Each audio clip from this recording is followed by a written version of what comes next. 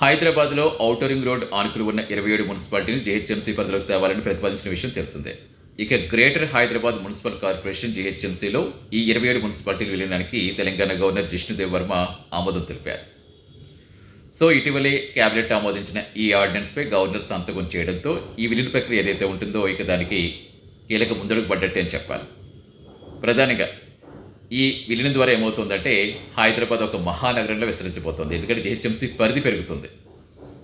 ఇక గవర్నర్ సంతకం పెట్టారు కాబట్టి తర్వాత రాష్ట్ర ప్రభుత్వం అది విలీనం ఎప్పటి నుంచి అమల్లోకి వస్తుందో తెలుపుతూ ఒక అధికారిక నోటిఫికేషన్ జారీ చేస్తుంది.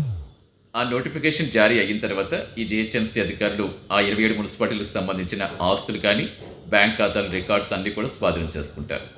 ఆ తర్వాత ఇక విలీనం జరిగినట్టే. సో మొత్తంగా ఈ విలీనం ద్వారా ఇప్పటి వరకు జీహెచ్ఎంసీ పరిధి దాదాపుగా 650 చదరపు కిలోమీటర్లు పైగా అని చెప్తున్నారు.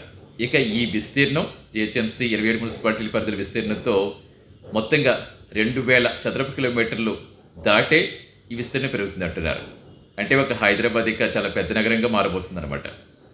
సో మొత్తంగా ఈ విలీనం ద్వారా ఏమవుతుందంటే అక్కడ అభివృద్ధి వేగవంతం అవుతుందని, నిధులు అదనంగా సమకూరుతాయి కాబట్టి అభివృద్ధిని ఇంకా స్పీడప్ చేసే అవకాశం ఉంటుంది. అలాగే పౌర సేవలు కూడా మెరుగుపడతాయని అధికారులు చెప్తున్నారు.